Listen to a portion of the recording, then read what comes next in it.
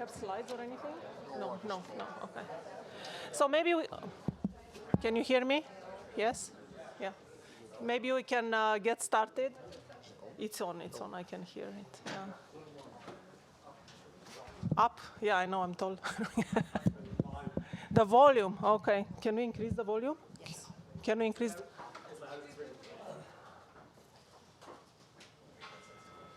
Hello, hello, can you hear me now? Great, okay, sounds wonderful.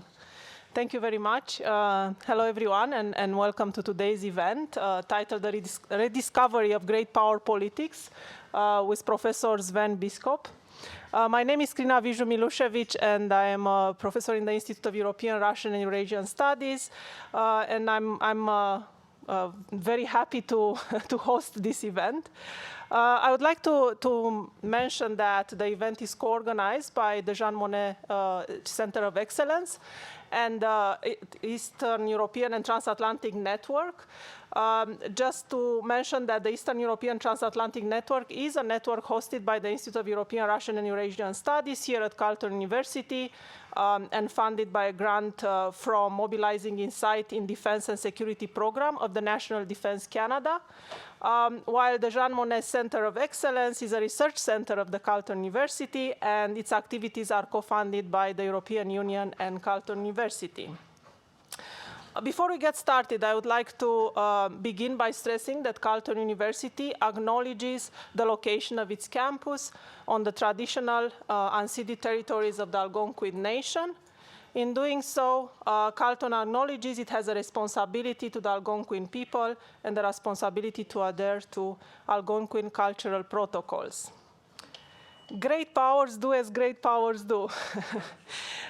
Is there any space left for a strategy based on multilateralism and cooperation, or must Europeans and Canadians accept the rule of great power politics and embrace geopolitical and geoeconomic rivalry in order to survive? And this was the brief description that our guest provided for his talk today. I must say, in light of the news that bombards us daily, particularly from the US, the relevance of the question has grown in the past 2 months when this description, in fact, was provided to us. With tensions escalating in various regions, a trade war looming, and the global power dynamics shifting, it seems increasingly difficult to imagine a world where multilateralism can flourish. However, I am very happy and that we have the pleasure of discussing with one of the experts on these topics. And I have to say that Professor Biscop has spent most of his academic career thinking about these kind of questions. So I'll just briefly introduce him before I invite him to the stage. Dr. Sven Biscop is a professor at Ghent University in the Institute for International and European Studies, where he lectures on Belgian and European foreign and defense policy, and on the grand strategy of the European Union and the other great powers. He is also the director of the Europe in the World program at the Egmont Royal Institute for International Relations in Brussels, a think tank associated with the Belgian Ministry of Foreign Affairs. Among all of his appointments, I would mention that he is also an honorary fellow of the European Security and Defense College, an agency of the EU where he lectures for diplomats, military, and officials from all EU member states. Among his hundreds of academic writings, policy briefs, and commentaries for the general public, I will mention his latest book, This is Not a New World Order, Europe Rediscovers Geopolitics from Ukraine to Taiwan, who was written in 2024. Be interesting to hear if some of his findings are changed in 2025, but we'll let him talk about that. So without taking much of your time, I would invite him to the stage. And one administrative issue for the online for the online audience, we will take your questions in the chat during the Q&A. So with that, Professor Biscop.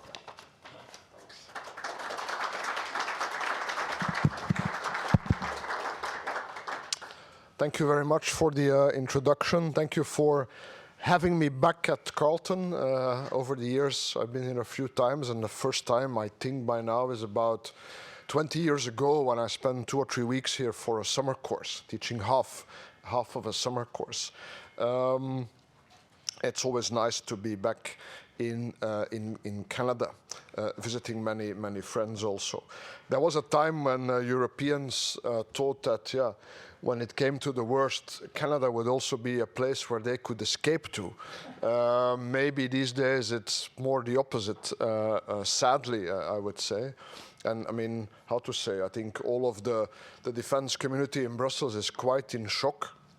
But I don't think the shock is quite as severe, I imagine, as the shock that people in Canada are experiencing. Because we have a feeling of being abandoned. I assume you have a feeling of being targeted, which is even worse. Nevertheless, I'll give my talk. It's not the most optimistic of talks, probably, but it's also not an alarmist talk. I'll start from Trump, of course. There is no other way. And then I make 4 points on what it means for, first of all, the Ukraine policy, secondly, for the European defense architecture, for European decision-making, and then finally for multilateralism, great power politics more broadly. So to start from Trump, I think really we must make big assumptions and avoid incremental decision-making, avoid being stuck in a sort of reactive mode. I understand the temptation is there, especially if you work for one of the institutions.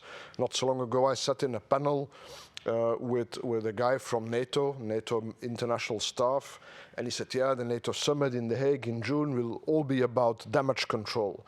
And I was thinking, but the damage is done. It's too late for damage control. If that's the mode, then we will lose out. Really, we have to make big assumptions. As they say, prepare for the worst and hope for the best. My assumptions are the following. 1, Trump has sided and will remain on the side of Putin. 2, after 4 years of Trump, we will get 8 years of Vance. 3, if in that period we have a conventional war with Russia, we will be on our own. Those are not predictions. Those are planning assumptions. That if I were a decision maker, that is what I would base my strategy on. If it turns out better, yes, please. But I don't think we can count on that. So that's my starting point. And then if you start from there, I go to my four points. First of all, for Ukraine, which is, if you want, the issue at hand, of course, for European policymakers. Trump has created several fait accompli. He and his administration came to Europe and said, we're going to negotiate directly with Putin. You're not invited. Even Ukraine itself is not invited. And even before we start, we give a freebie to Putin. Ukraine cannot join NATO. If I get an agreement, then you Europeans will have to provide the security guarantee with boots on the ground. No, that's not unlogical. Ukraine will join the EU, not the US. But then it was said, and that's the most radical part, if those troops that you deploy get into conflict with Russia, you're on your own. NATO's Article 5 does not apply, which meant basically the US breaking transatlantic solidarity. But the Europeans, in my view, have reacted quite well through the EU and also through the coalition of the willing, which includes Canada. On the one hand, we have said through the EU, well, we will continue with the EU accession process for Ukraine. The US can veto NATO accession. There's nothing we can do about it, but we can carry on with the EU process. And the EU has also said, we will decide whether and under which circumstances we phase out our sanctions against Russia. As we have already proved, because after the supposed maritime ceasefire, to which Russia then added additional obligations, asking for an end to financial sanctions, the EU said no, we're just not going to do that, and we haven't. Then the coalition of the willing added to that we will continue to arm Ukraine. Now, because let's not forget, the fighting is going on. We do not want Ukraine to lose even more territory before a potential ceasefire, but also after a ceasefire. So there will be no talk of demilitarizing Ukraine. And we are ready to provide a security guarantee with troops on the ground, what by now is commonly called a reassurance force. Britain and France are in the lead for that, not by coincidence, the 2 European nuclear powers. My own country, Belgium, has also committed. The Netherlands Sweden, the Baltic states, but I would say we need a couple more. Certainly Poland and Germany, in my view, have to be militarily part of this security guarantee. So those are 4 facts that Trump cannot negotiate away because he does not control them. We control them. And I think in doing so, the Europeans have bought themselves a seat at the negotiation table, de facto, even though physically we're not there, because Trump and Putin cannot just negotiate around this as long as the Europeans, in very close consultation with Ukraine, contrary to the Trump administration, stick to these facts. Now, of course, this entails a risk of war with Russia, that is clear. If there is a ceasefire and these troops are deployed, undoubtedly the Russians will test them, probably through hybrid attacks. But my argument is that whatever we now do or don't do, the risk of war henceforth exists. If we would say, well, it's becoming very risky now, and it is risky, I understand the temptation, let's abandon Ukraine. If we give that perception, then we lose Moldova and Georgia. And if we lose Moldova and Georgia, we lose access to the resources of the Caucasus, but we also lose our connection with Central Asia. And all our eastern flank might end up becoming a Russian sphere of influence. And if we really give the impression, we Europeans, that we are totally intimidated, then we might just provoke Russian aggression against ourselves. Because I do think that in Putin's mind, also the Baltic states actually ought to be reunited or dominated by Russia. So we really have no interest in retrenchment, I think. By retrenching, we don't make ourselves more secure. We just make ourselves less secure. So given that the risk of war now exists, I would say let us assume that risk of war with 900,000 Ukrainian troops on our side would then count into the balance of power, into the balance of deterrence against Russia. Otherwise, against the background also of the Trump administration very explicitly saying that they might not actually defend all allies, we are really inviting aggression against ourselves. Now, the argument is sometimes made, is there a problem? You know, why does Europe need to invest more in its defense? If even Ukraine can stop Russia, what's the issue? And I say, okay, but look at the price that Ukraine has paid. Yes, they have stopped the Russians, but they've lost a fifth of their territory.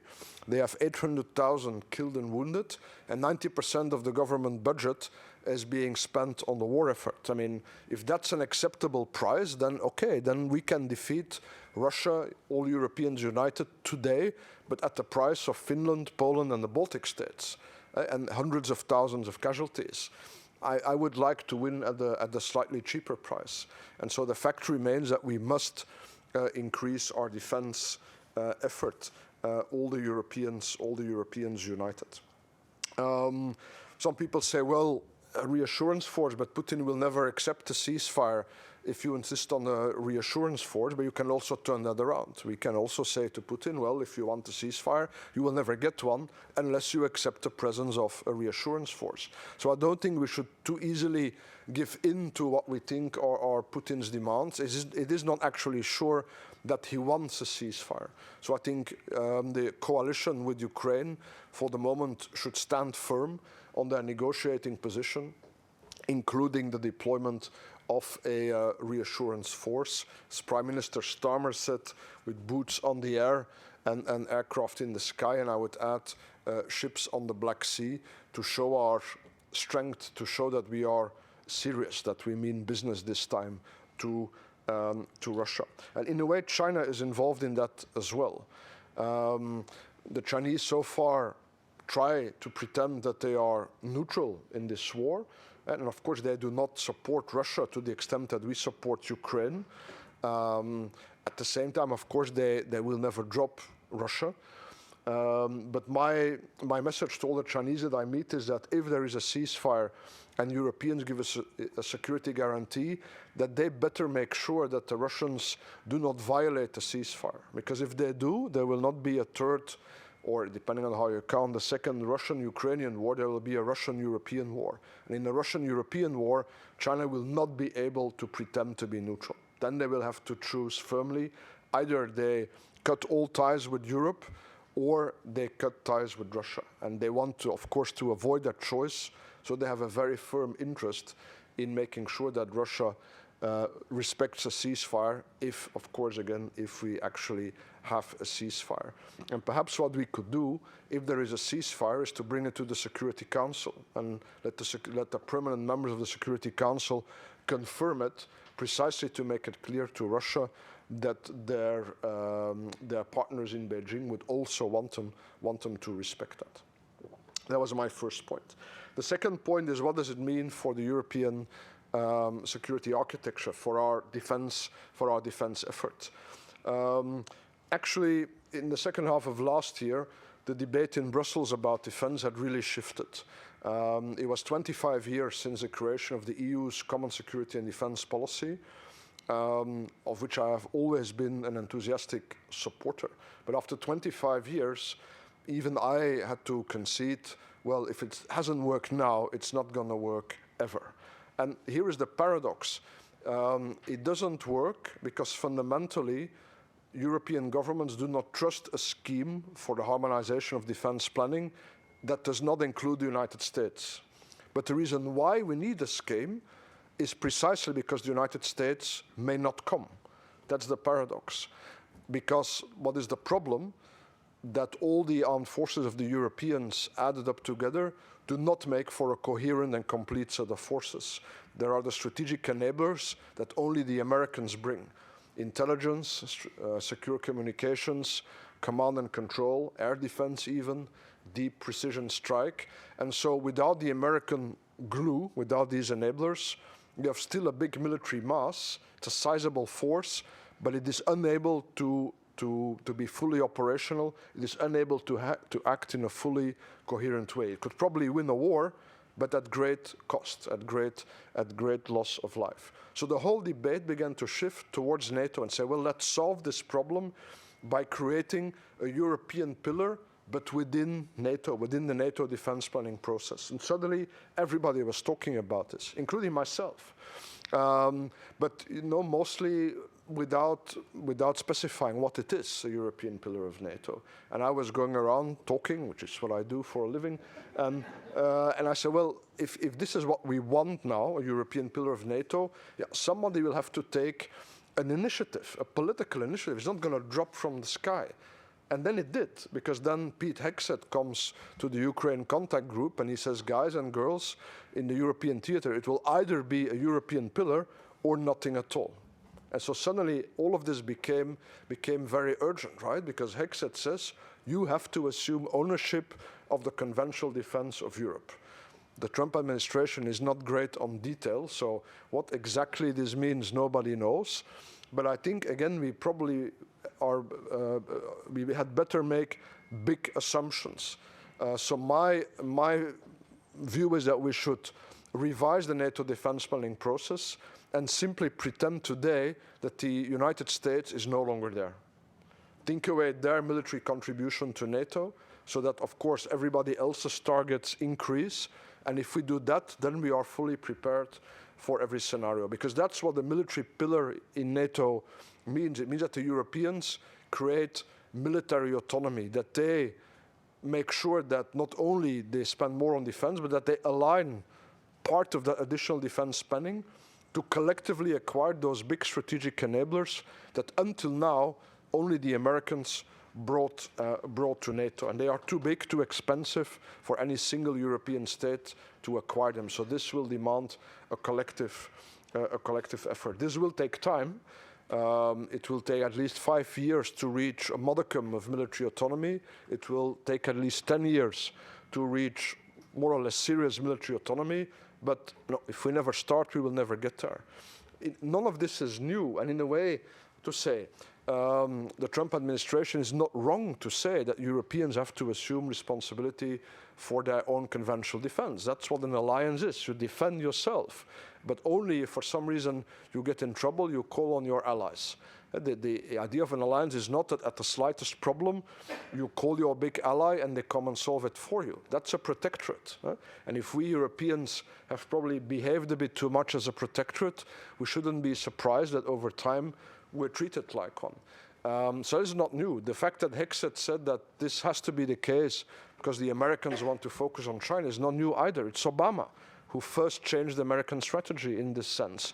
And all presidents since Obama have followed the same line. But of course, the way the Trump administration is doing this against the background of negotiating directly with Putin and of saying that they may not defend all the allies, this is doing this in a very dangerous way, right? And if I say the damage has been done, is because I think, the credibility of NATO's Article 5 is now gone, right? And even if, what to say, the Trump administration falls tomorrow, and we get another administration, that can just not be rebuilt. I mean, the NATO is not the Kyoto Protocol, right? Depending on which American president is elected, the Americans are in the Kyoto Protocol, out the Kyoto Protocol, or the Paris Agreement. You can't do that to NATO. You can't do that to an alliance. Either you're in or you're out. So I think the damage has been done. So whatever now happens, we have to have this full European autonomy. I say a European pillar in NATO, so not an EU pillar. And the main reason is that the UK has to be a part of it. The UK and France are two most professional armed forces in Europe, the two nuclear powers, so they have to be in it. But I think that European pillar can basically include everybody but the United States. Turkey, Norway, but I think also if there is an interest in Canada to be associated, Canada. And I think certainly the EU would have to be very flexible and allow everybody to participate in its defense industrial policy to support this.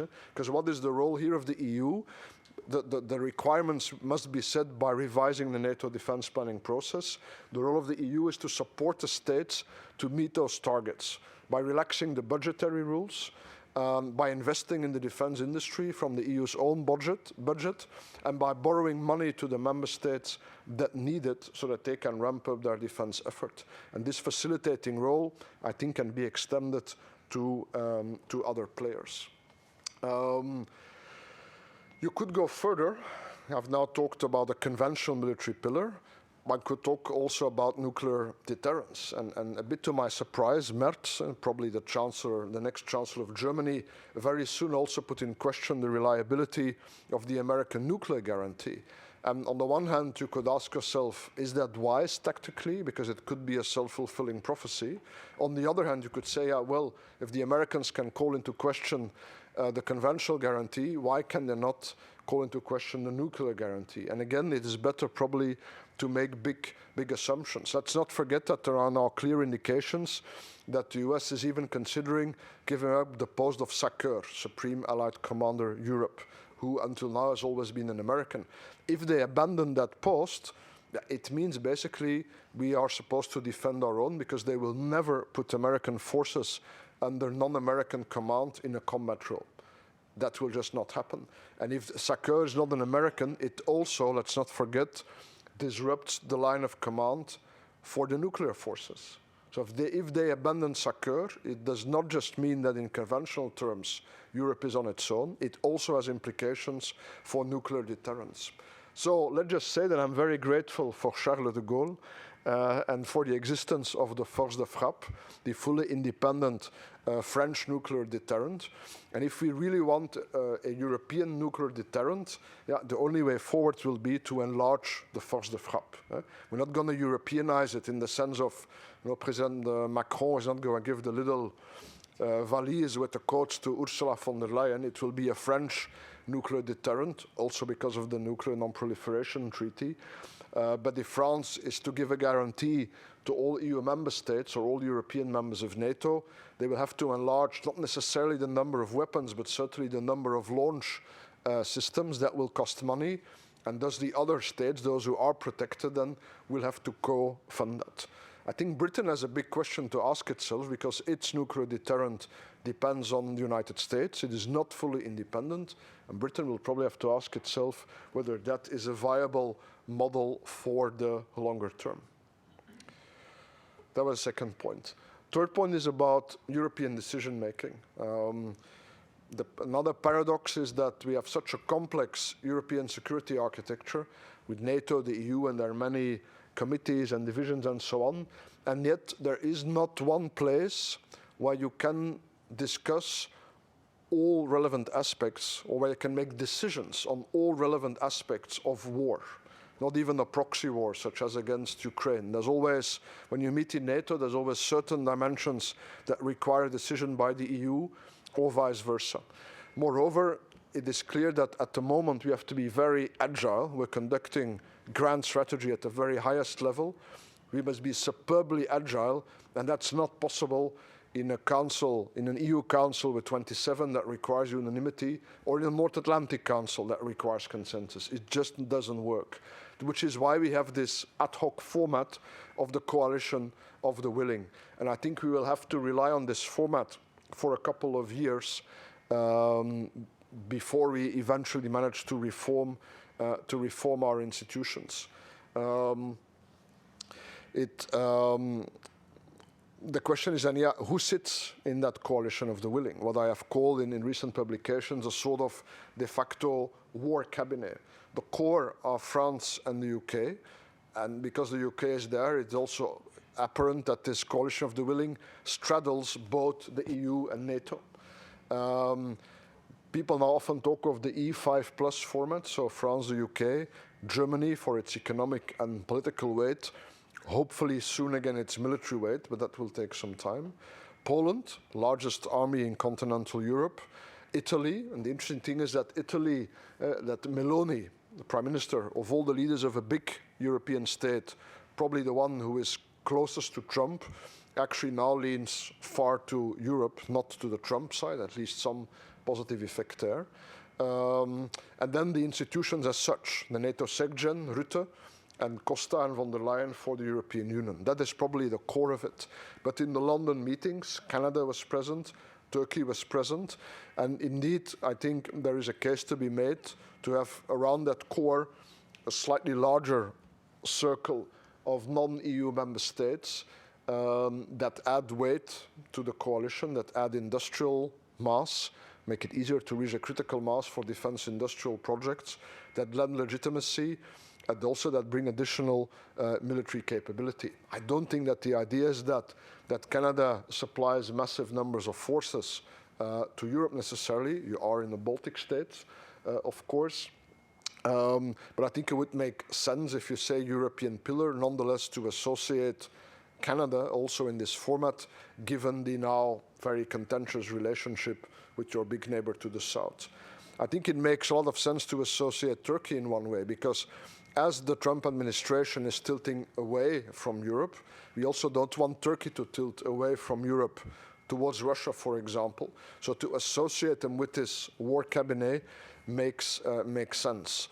It has just become a lot difficult because Erdogan, as you know, started his election campaign in his own peculiar way by jailing his opponent.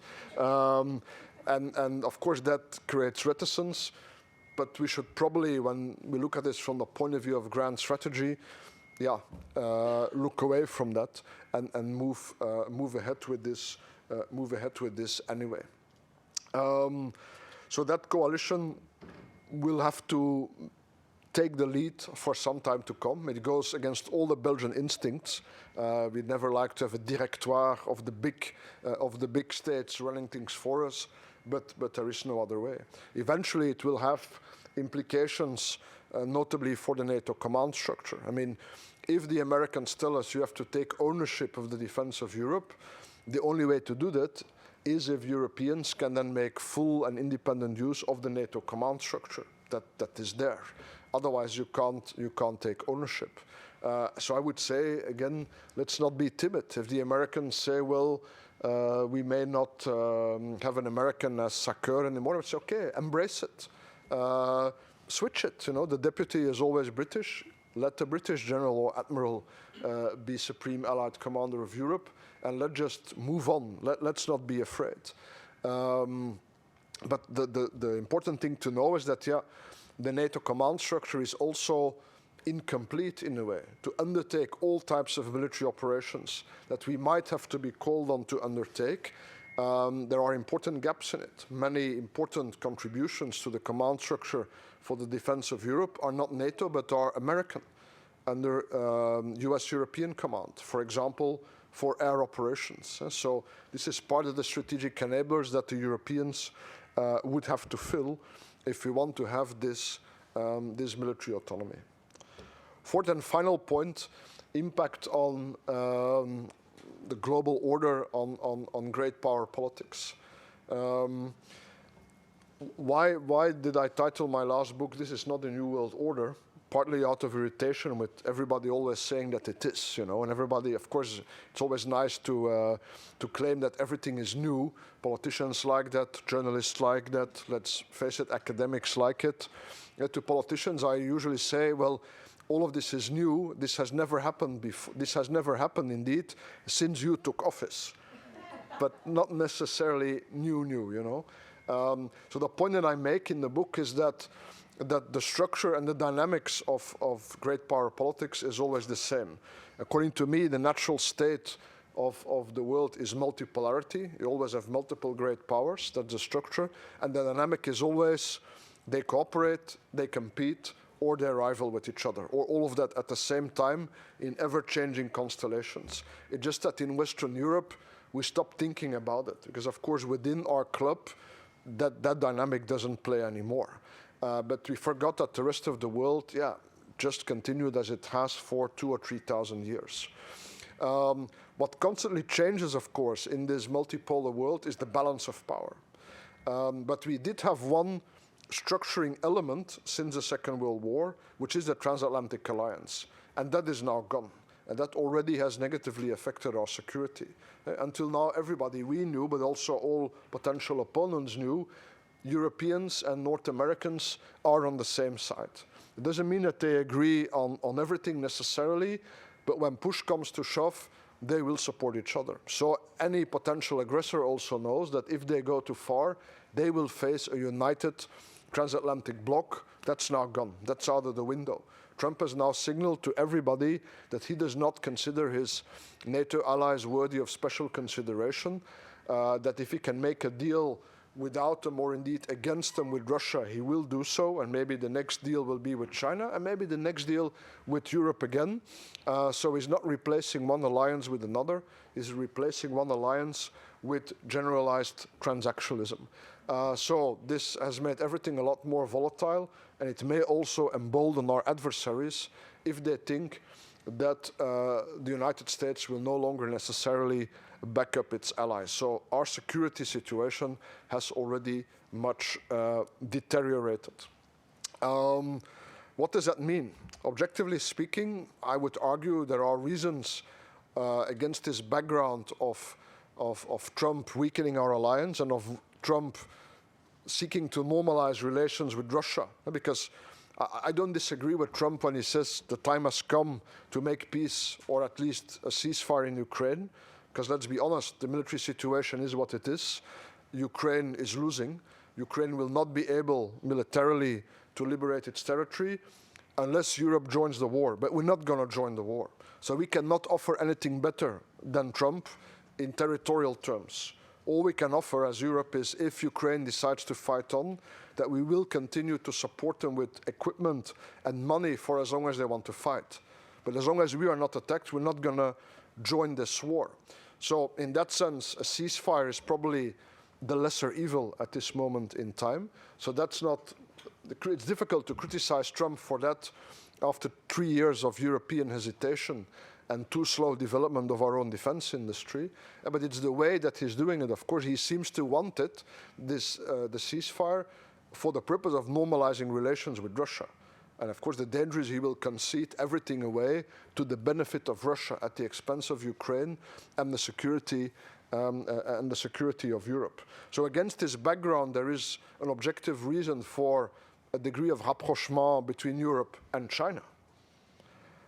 China demands a nuanced analysis. China is not our friend, but they're also not our enemy. And now between these two extremes of the continuum, there are many options and there are many issues on which we can work with China. The problem is that in recent years, the Chinese have given Europe very little reason to trust them, and I think Canada even less.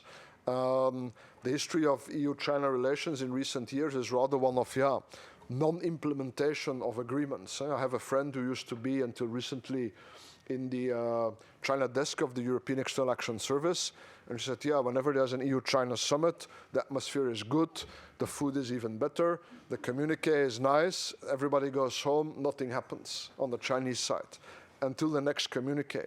So the basis of trust is just not there. And the Chinese are blowing hot and cold also. On the one hand, they're saying, isn't it, look what your American allies are doing to you.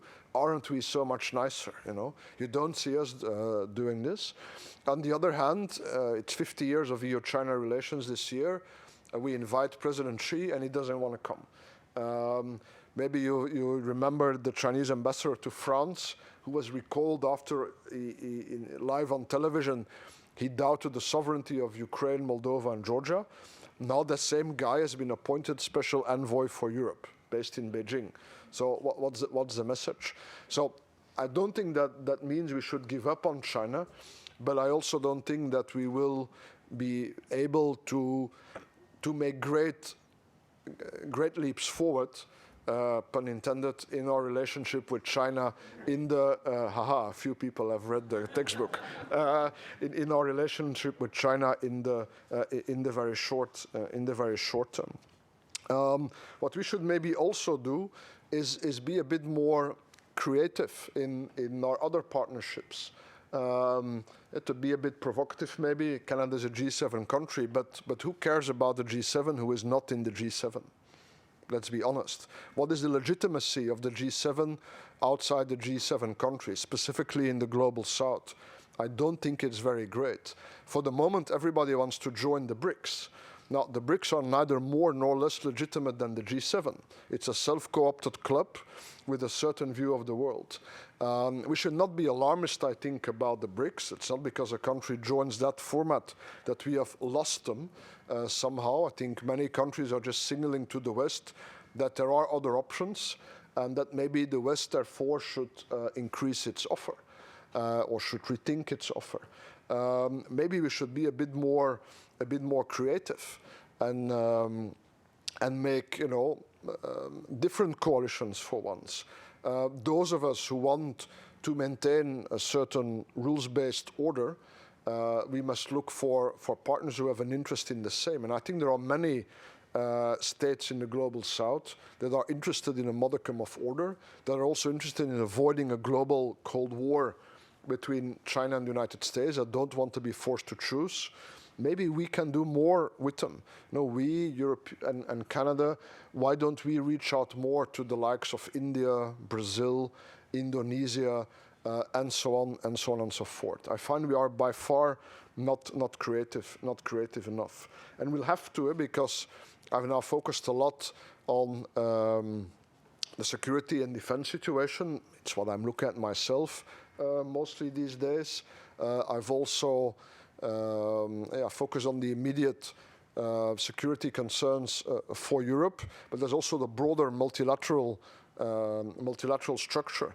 Because what is also a normal part of the multipolar world, because this constant dynamic of competition, cooperation, rivalry, it's inherently full of tensions. We can't do away with those tensions, but you can try to control them by agreeing about rules, either directly between the great powers, sort of concert of Europe style in the 19th century, or by creating multilateral arrangements. The League of Nations after the First World War, the United Nations since the Second World War. But now we see the United States actively retreating, or even at the same time undermining key parts of that multilateral architecture. What does that mean? And I need to do a lot more thinking myself here, but is the multilateral architecture viable without the United States? Because in terms of great powers, we have done. Russia, well, They're not, for the moment, not exactly upholding the rules. So it basically leaves the EU, representing the Security Council through France and some temporary members, and China. And then some of the other, let's say, middle powers, including Canada. Is that sufficient to uphold the system, or is it not? Not just in political military terms, but also the whole financial and economic architecture. Is that possible or not? And to say, I don't want to end on a pessimistic note, but it's tricky these days not to end on a pessimistic note. But there's a reception afterwards. That's the optimistic note. And I hope that as a speaker I can get more than one drink. Hint. But I mean, the last time states opted for a generalized tariff war, and states thought that they could solve problems of the international economy strictly through national decision-making, yeah, it ended in the Second World War, a real war. Because if you have global economic problems, they can be solved either by global economic cooperation, and if there is no cooperation, the alternative to solve it is war, right? Remember the scenario, generalized tariffs, the UK, the British Empire, imperial preference, the French Empire, the same. And those who felt they didn't have enough of an empire, they then decided they needed to conquer one, and we got the Second World War. I'm not saying that the Third World War is about to start next weekend. I'm not as pessimistic as that. But I am saying that, let's say, for the first time in my career, I started writing about these topics as a student in 1998. I'm worried myself that our own countries might be sucked into war. It is no longer impossible. I started the book before my last one about grand strategy, saying that I cannot really imagine that I, in my mid-40s, now rather late 40s, would not live out my life in peace. I'm not so sure anymore now. I'm not so sure. But the optimistic message to end on is that at the same time, we are not weak, right? All the European countries plus Canada, we have resources. We are rich. Not every individual European or Canadian is rich. That's another debate, but we are rich. We have military means. So I think everything that I have outlined that according to me we ought to do, I think we can do it if we want to do it. It's certainly possible if only we want it. I hope that we do. Thank you for your attention.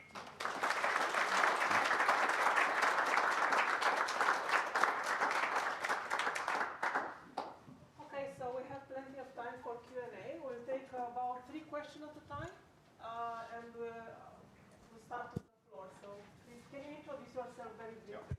Brian Schmidt from the Department of Political Science.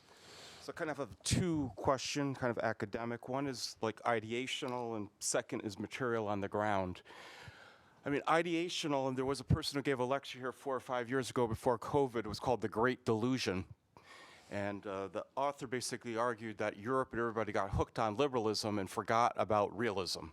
And you made a very interesting argument that part of the problem was thinking that the US will always be in Europe and was, became considered as a protectorate. I mean, the illusion is why would Europe think that the United States would stay wedded to Europe forever? And in some ways, it's miraculous that there are still US troops in Europe 70 years after the end of World War II. Yeah. The second, I have the same difficulty as you. I end every lecture on pessimism because I don't really see how you can get out of it anymore. But it seemed to me there was an inherent problem with your solution. On the one hand, we can't abandon Ukraine. On the other hand, if Europe does step up to the plate more, we then risk the possibility of a World War III or a larger war in Europe. And it would seem that Europe would have, you just said it was going to take at least 5 or 10 years for a European force to develop, that Europe would have very little chance of defeating Russia if a greater war in Europe takes place. So as nasty and as sad as it sounds, it's not selling out Europe, but diplomacy is also part of great power politics. And is it necessary in this case to, have to make some huge concessions to save the rest of Europe, however unpalatable it will be? And as realists often say, the lesser of two evils is often the better solution, even though it's not the happy one.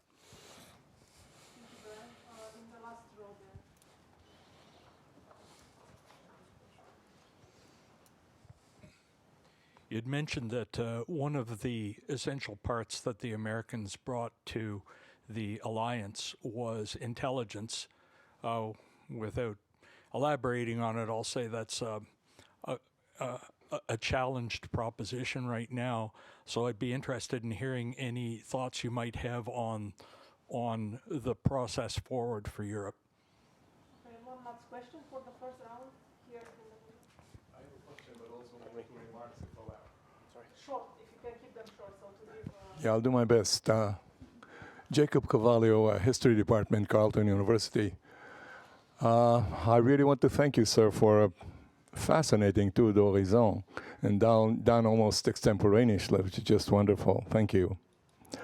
I would like to mention that Lou Chaillet, before he was kicked out of France, he was ambassador to Canada, but we were too nice to kick him out, so the French did our work for us. I didn't know that. Thanks.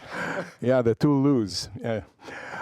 India is wonderful on paper, but only on paper. In every single important strategic/military context, in 1962 hasn't changed very much insofar as capability when you consider who India fought in 1962. Besides, India is a full-fledged member of the SCO, the Shanghai Cooperation Organization.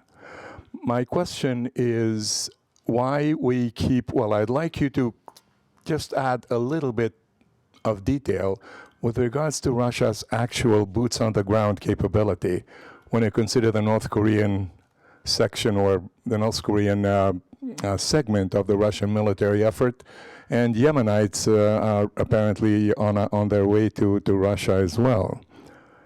And last but certainly not least, I consider Abe Shinzo, the late Prime Minister of Japan, as the most important global democratic statesman for the decade ending in 2022. One of the things that he established was bringing Europe back into the Indo-Pacific. So there are German and Dutch and French and Italian naval forces patrolling the SCS, the South China Sea, something that certainly shouldn't be, ignored. And Japan has been participating in NATO gatherings for the past 5 years, I think. And it's developing the next generation warplane with the United States, with the UK and Italy. And you, meaning the Europeans, may be able to bring about some kind of an APTO, Atlantic Pacific Treaty Organization. Thank you. So we can take those questions for now. And Yeah. I mean, Brian, I fully agree with your first point, but yeah, I think the problem was it was always very tempting to convince yourself that the US guarantee was forever, right? Because once, if you're a decision maker and you convince yourself that in the end the US will always come, then nothing is urgent. Then we can stop here and have the drinks right now because everything will always be fine. And even now you see, I mean, certainly Trump 1 didn't change that, right? All of the Atlanticists stayed as Atlanticists as they were and kept professing that. And I always say, okay, but the question is not how Atlanticists you are. The question is, will the Americans stay Atlanticists? And now we know the answer, no. And again, I think even if afterwards we have another administration again, the damage has now been done, I think. And the credibility of Article 5 will never be the same, in my view. But I agree, in a way, from a historical point of view, it's just logical. And I fully agree that it's amazing that it didn't happen earlier. I fully agree with that. On Ukraine concessions, I mean, I think the reality will be that, yeah, we will have to make Ukraine will have to make enormous territorial concessions. So I assume that the territory that they have lost is gone. It doesn't mean that they have to legally recognize that it is gone. That's another thing. But they will not be able to reclaim it. So the line of control will probably be the de facto border. And as we've seen in the Korean case, it can last for for decades, decades on end. I think that's already in itself a major concession. But my fear is that if we concede even more and set up Ukraine, that we set up Ukraine to be invaded a third time, and that if that is that we must absolutely avoid that is the Russian perception, because they will not stop. I think we must fear that. Again, there I assume that Putin will stay in power, and that his successor will be more of the same. That would be my planning assumption. Therefore, I do think we must make sure that it ends there, as far to the east as possible in Ukraine, and I do think that requires a hard security guarantee for Ukraine. In theory, you could give a security guarantee without a deployment, of course, but Russia will never then think that we mean it. Then they will say, well, if push comes to shove, they will not do it. On the intelligence question, to be honest, I have no security clearance. I work with open sources, and I have very limited views on how we could take that forward as Europeans. It would be a major effort. Certainly the whole technological and the space-based side of it, the whole secure communications side. But it is inevitable that we do it if ever we want to have a serious degree of autonomy. And it's one of the big ticket items that will cost a lot of money. A set of questions from the history department. I do, but your point on India, I do think, I agree with you in the sense that, we're not going to sort of get India on our side, right? I mean, India is on India's side. And I think the EU too often falls into the temptation of talking in terms of authoritarianism versus democracy dichotomy, which in my view is a fallacy. It's not the real dynamic. And plus, where do you place certain states, right, on that supposed dichotomy? But I do think we can work with India on certain issues, right? Certainly certain economic issues, even issues of defense industry, I would say. And even though India increased its trade with Russia since the start of the war, but at the same time they have their antagonistic relationship with China. So one works with them where one can, even as one disagrees on other topics. I think this will have to be the mindset for our diplomacy. On Russian military capability, I think they went through a phase after the failure of the initial offensive. I mean, failure in the sense that it didn't reach the announced objective of quickly taking Kiev and installing a puppet regime and occupying probably the whole of the country until the line of the Dnieper. Then they went through a phase where clearly they did not have the manpower ready at hand, right? Hence you saw the mobilization of Wagner. But then later they had partial mobilization. So I think now their manpower problem of the Russians is solved. And they are moved to a war economy, so there's a massive military production. This will cost them dearly in the end in economic terms, but they can probably keep at it for some time to come, I think. So the demographics being what they are, it will be very difficult for Ukraine to hold the line, because we can arm them all that we want, of course, but we cannot create soldiers. In the front line, they are on their own with our material and financial support, but they are on their own. Why the North Koreans in the end also send troops? To be honest, I struggle to understand that they send the equipment. Yes, and I think from a North Korean point of view, they are clearly seeking to create for themselves some marge de manœuvre vis-à-vis Beijing by moving closer to Russia. I suppose this contingent has to be seen in that sense. Militarily, it doesn't seem to have been very effective at all, rather the opposite. But I think it has created all kinds of dangerous ramifications for the stability of the Korean peninsula, because the Russians have broken the consensus between the Permanent Five about Korean sanctions and so on and so forth. I think the Chinese are totally unhappy with it, But at the same time, they don't seem to be doing anything about it. Also in Brussels, they keep saying, yeah, we're not happy about it, we don't control Pyongyang, and always say, okay, but saying that to me has zero impact.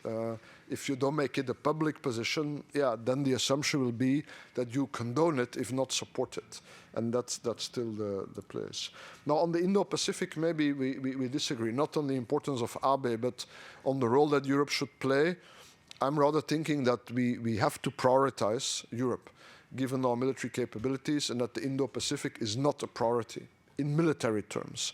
I think our priority should be the defense of the continent of Europe, the stabilization of a sort of zone, geographic zone around Europe to avoid spillover. Basically, our eastern neighbors, the Caucasus, Middle East Gulf, the Horn, the Sahel, the Arctic. That's already quite a big and volatile part of the world. And to secure our lines of communications across the Atlantic, but also to Asia. But if you look at the sea line of communication to Asia, the threat in Asia is actually mostly indirect, right? If China, because of its aggressive pursuit of territorial claims in the South China Sea, the East China Sea, that would lead to incidents. Of course, that would escalate, that could cut the maritime lines. But there's nobody is directly threatening the trade. Not China, because it's their trade. So the direct military threat is in the Red Sea, is in the off the Somali coast, and so on and so forth. And what you see is that the Europeans that were struggling even to find the capacity, the naval capacity to deal with that. So to go beyond what you just said, to send the odd ship from time to time further in Asia, to go beyond that, I think is just not possible. You know, the capacity is not there.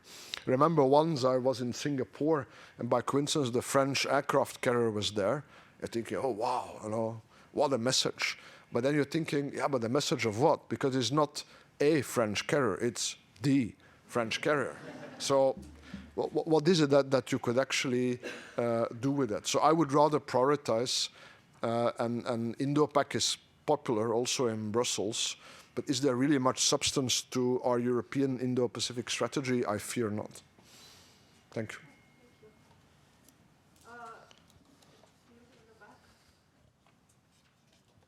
About your comment on Turkey and how, you know, to a certain extent, Europe just has to turn a blind eye to Erdogan's authoritarianism and you know the failing democracy in Turkey. And I guess to a certain degree, I understand where you're coming from there, and I agree. But I mean, to what extent can Europe continue doing that around its peripheral allies, and that includes dealing with countries like India before it starts kind of letting go of the key values that that Europe wants to protect, and that Canada to a certain extent also wants to protect? You know, where's the line there?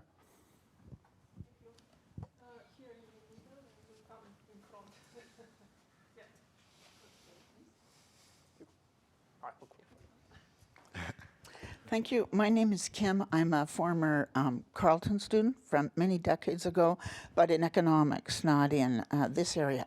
I have two quick questions. I don't know much of the history of the times, but it seemed to me that after World War II, a lot of the structure for the defense in Europe was to prevent war in Europe, and instead there was a lot of proxy wars in other continents.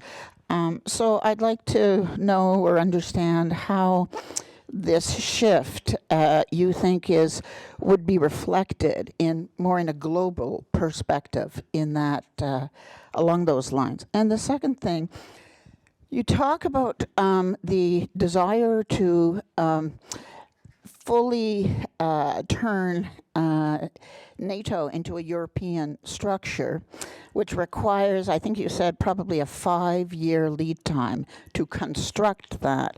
And I'm wondering what the impact is of that long time to construct on the actual outcome.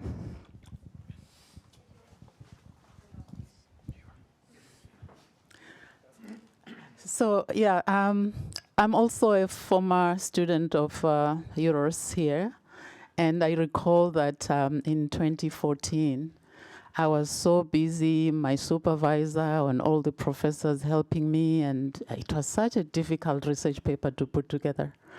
I was looking at the cooperation or the dependency on energy policy between Russia and the EU, just really looking at those issues and how they play out as Russia being an Arctic nation. And also all the promised resources that the US Geological Survey, about 25% of wealth in the Arctic, and the EU also needing very much the energy. So my question here is that, well, I'm just trying to give you context, like since 2014, 10 years later, I noticed that the EU's focus has shifted from peace to security. I also noticed that there is this strengthening of the defense and building the defense fund. And the EU has reassessed its energy dependency and accelerating more efforts in diversifying energy sources in the past 10 years. It could have started it started earlier, but it escalated during this period. So considering how the normative power that the EU used to have, and really having developed that whole toolbox of creating peace, because they didn't want a repeat of what happened in the Second World War, and then the new predicament, which of course it's been forced to be to do now. And also I would like to mention that the EU has also been a champion on leading issues of the environment, climate change and so forth, and really wanting to ensure that these issues are promoted around the world and implemented, and these policies and so forth. So being also in light of the fact that the whole situation of what you just mentioned about Trump's new approach of transactionalism, right, which seemed to trump everything else. I'm concerned about developing countries, to be honest. Like, I come from Africa myself, and really, it's just such a sad situation in terms of how are they going to survive after all this. So if you could please comment on whether the global power balance that you talked about, can it be achieved in ways other than escalation of security measures and frightening the whole world? And is there a way that there could be a change in approach so that at least that really the temperature goes down on that, and then people look at solutions for survival rather than the doom that we may experience if there is war? Thank you. And the last one here, but please keep it short, because we want to have time for more comments. Yeah. Don't worry. My name is Jan Top. I'm a former diplomat, and we were always forced to be very brief in our in everything. I'm a former Danish diplomat living now in Ottawa, where I'm a fellow at the Canadian Global Affairs Institute. Two very brief questions. I believe you mentioned, or you referred to the UN Security Council as a player finding a solution for Ukraine. I wonder what that could be, Russia being a permanent member with a veto. The second question is related. You briefly mentioned the Arctic. Trump has a keen interest in the Arctic, apparently, and he says, we are getting Greenland one way or the other. Do you see a role for EU, an increased role for EU when it comes to the Arctic? Thank you. All right. The question on Turkey and the more broad question on values, look, I've become very much a realpolitiker about in this term. And the EU has also shifted, but not quite as much as I personally. Because, to say, initially, if you remember 2003, the first time the EU wrote a grand strategic document, European Security Strategy, that Javier Solana wrote, it had the sentence that said something like, the best protection for Europe is a world of well-governed democratic states. I mean, I think that's true. Imagine if all of Europe's neighbors would be well-governed democratic states, we would be much better off. But I think that afterwards everyone realized, yeah, but where they do not exist, we also can't create them from the outside. It just doesn't work. And so the next iteration, 2016, and there isn't a new one since, became a lot more interest-based already rather than value-based. So my view is that in terms of promoting or exporting values that we consider to be universal, not just European or Canadian values, but universal, that actually our leverage is limited. And realpolitik does not mean the end justifies the means, but it does mean that every end requires means. So if you proclaim ends that actually you do not have the means to achieve, you're just cheating yourself, making yourself feel good, and you're creating false expectations and undermining your credibility. So I don't think we can say that we're going to democratize the world, because we won't. So in my view, therefore, the role of values in foreign policy is double. One, never do anything yourself that violates your own values. That would already be a good start.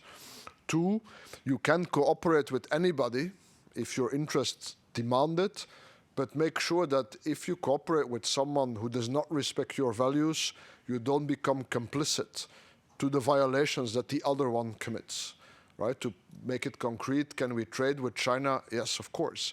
But are we going to import goods onto the European market that are produced in labor camps? No, because at that point you've become complicit. It's not always so neat, the line, but that's sort of my broad principle. Two, the set of comments, the global perspective. I mean, let me maybe tackle it this way. I think what the Russians are trying to do is to re-establish a sphere of influence, right? Classic geopolitical notion that you declare as a great power, you unilaterally declare a certain area is yours, is your chasse gardée, where you are the only one who is allowed to interfere. And in the end, you will determine the foreign policy, defense policy, and the economic foreign policy of the countries in that zone. You will define it for them. I think that's what the Russians are trying to do.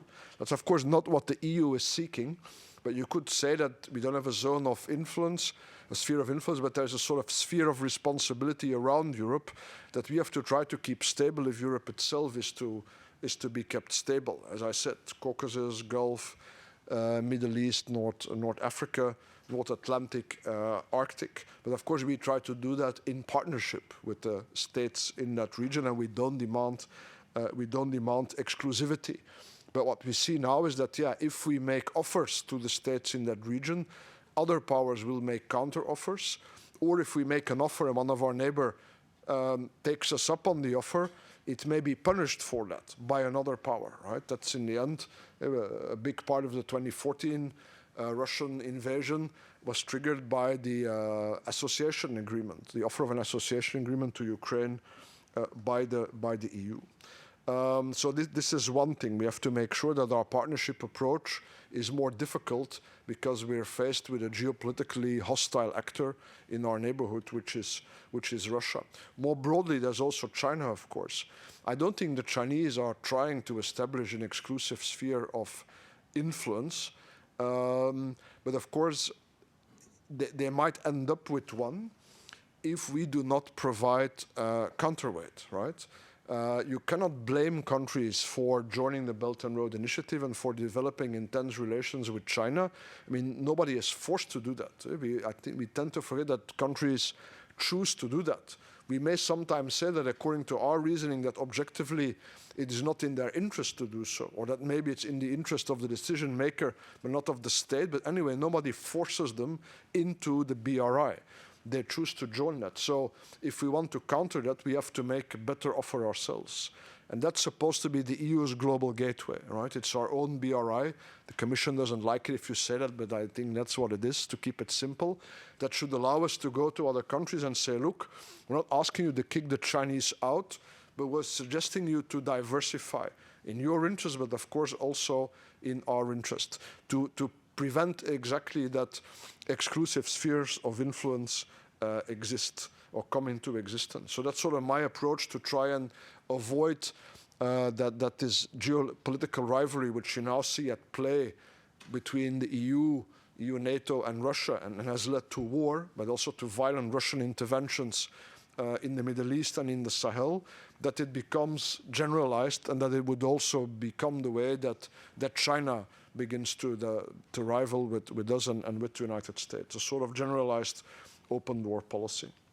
On the question of the development of NATO briefly, so I'm not necessarily saying that we should turn NATO exclusively into a European structure, but I'm saying that we should make NATO into a balanced alliance and make sure that the non-US part of it is militarily autonomous, so it can do anything it wants to do, even if the United States does not join in. But at the back of my mind is the idea that in the worst case scenario, if the US were to leave, we don't close NATO down, but we continue without them. Because it works. The defense planning process is there, the command structure is there. It works. It would be silly to close it down only to recreate it on the other side of the street under another name. So that's sort of my view. But of course, ideally we keep them in, right? But how to say? It's a Trump administration that's damaging the alliance. I think we should not do anything ourselves to damage it even more. We do have an interest in maintaining an alliance with the United States, but not at any price either, right? I think the key word here is dignity. I think the current guys in the White House don't know what dignity is. I think we do. We should maintain ours. Dignity means that you're able to defend yourself also. Dignity means that you keep your promises also to Ukraine, but dignity also means you don't go groveling. So I don't think we should prostrate ourselves before Trump. It will not help anyway, because you think, yeah, of course you prostrate yourself. That's what you do. And the next day you will have forgotten about it. And what I said about the spheres of influence and so on, it answers, I think, a bit the points about the global South and developing countries. This is how I hope that we can maintain, peaceful relations. There will always be competition, but we don't want every competition to escalate into rivalry, let alone conflict. Finally, the Danish colleague, what I meant by the Security Council, not that they would solve it, but I would think, it was an interesting idea, actually not mine, but by one of my colleagues. If there were to be a ceasefire, put it on the agenda of the Security Council. Any member of the Council can table any proposal and ask the Security Council to validate it, to support it. Because the Russians can hardly veto their own ceasefire agreement, but you want the Chinese to validate it. So that the Russians know that the Chinese want them to implement it, and so that the Chinese know that we are serious, that we want them to help help the Russians respect it. I think it can add pressure on the Chinese side. Why do I think this? Because I raised the idea to a Chinese diplomat who was a bit surprised by it and immediately began to invent all kinds of reasons why it should absolutely not be done. So then I thought, it's maybe not a bad idea, but this is just for what it's worth, right? On the Arctic, I'm not the big expert. On the Greenland issue, I understand that the Danish government has asked other EU and NATO governments to keep quiet about Greenland, not to make a fuss. So until now, but yeah, what to say? This shows you how that we really have no playbook for this. If one ally threatens to take territory or all of the territory, in the Canadian case of another ally, then there are no instruments for that. I think the big question is if the Trump administration would order military action to be taken against Canada and/or Greenland. I mean, would the other allies react is already a very big question. Would the US armed forces do it is also a big question, right? If they do, major crisis. If they don't, another major crisis, because then you have a constitutional crisis in the United States. So if they do, you have military conflict within the alliance, then the alliance is gone. What will the other powers do? But if you have a major constitutional crisis in the US, and maybe, I don't know, who knows how far it can escalate, you also create a vacuum. And again, what will then the others do at that point? Russia, China, and so on and so forth. So we better hope that Trump will not act on these crazy ideas. If he invades Panama, to be honest, I can see the US military do that. I mean, an invasion more or less in Central America wouldn't be the first time, let's be honest. That I can still see them do, maybe. But within the alliance, yeah. So far, so much that we thought was unimaginable suddenly becomes imaginable. Not probable necessarily, but possible. Thanks. We certainly need one more positive question. We cannot end here. Oh. So, okay, so I have in the back row 2 questions and then come. Yeah, thank you. Quick question. We know Graham Allison talks about Thucydides' trap regarding rising power and existing power conflict.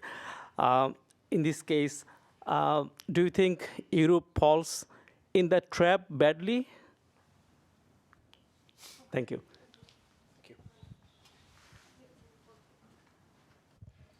Hi, Akim Harman from Carleton.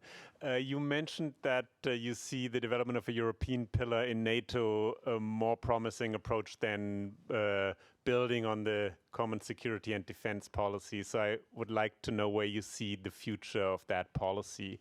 Does it have a future? And we'll come back here. 2 quick questions. Yeah. We need for the audience online the microphone. Very briefly, BRI is certainly the benign side of the Chinese geostrategic and military expansionism, the most egregious side of which is, of course, transforming the South China Sea, practically as you and I speak here, into a mare nostrum. And beyond Taiwan, which is Asia's Ukraine, there is a very significant level of tension between the democracies writ large and China, which is extremely expansionistic. Despite the advancements in the means of transportation, geographical proximity is still both an advantage and a disadvantage. With the European pillar slowly taking shape and the global South having this spectator mindset, don't blame them, Canada actually stands alone.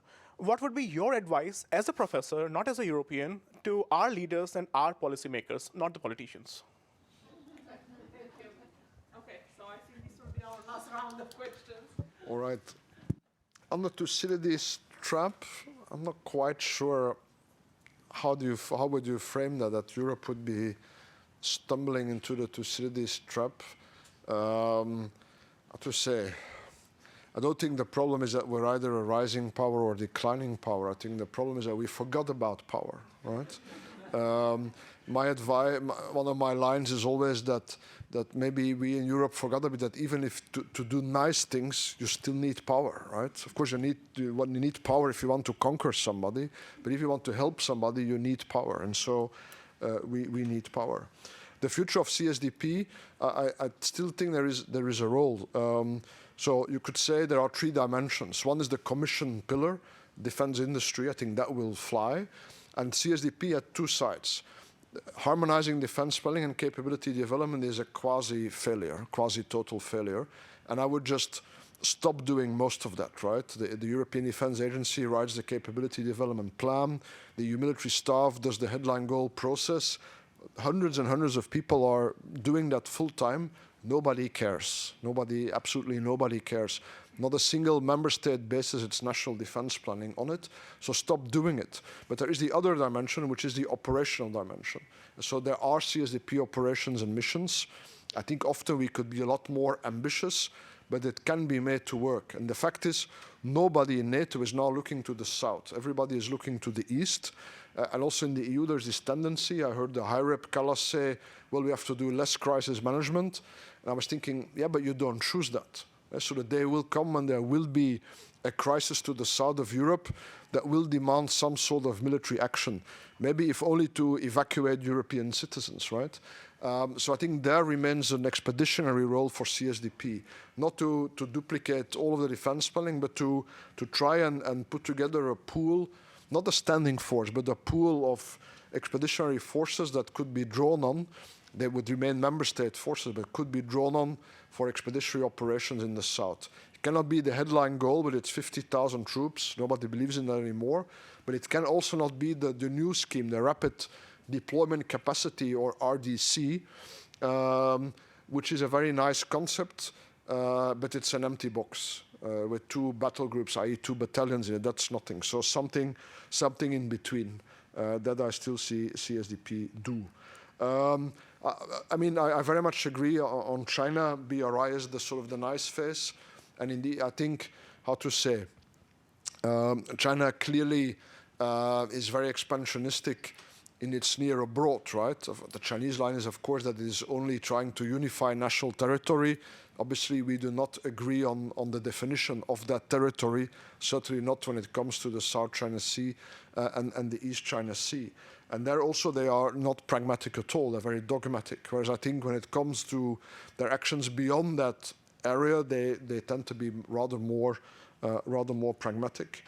The question is, about Taiwan. I haven't spoken about it. I'm married to a Taiwanese man, so we do talk about it a lot. We go there every year, as we go to China every year. And the Trump administration is playing the same games with Taiwan that they're playing with us. To Taiwanese, they've said you should spend 10% of GDP on defense, otherwise you're free riding. And they have forced TSMC, the chip maker, basically to sell the crown jewels or to donate the crown jewels to invest in the US with technology transfer. And many Taiwanese are wondering, is this a sellout? And if once they can make their own advanced semiconductors, will this Trump administration care about Taiwan?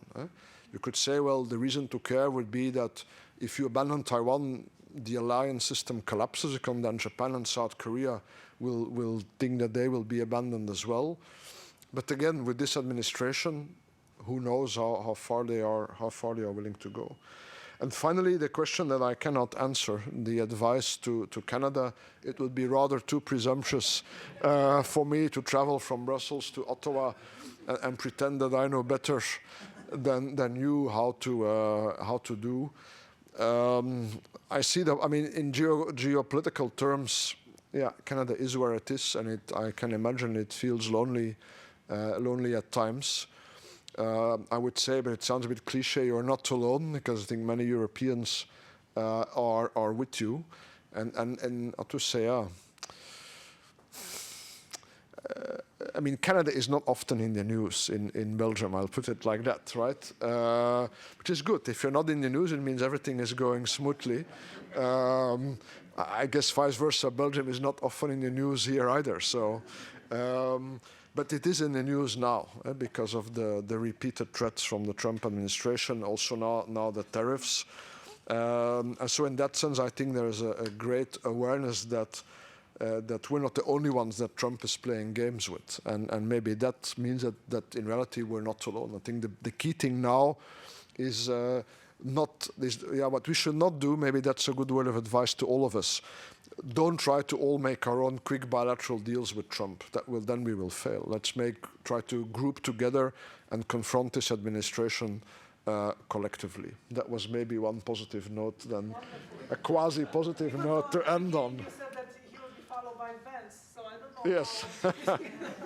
Well, thank you so much.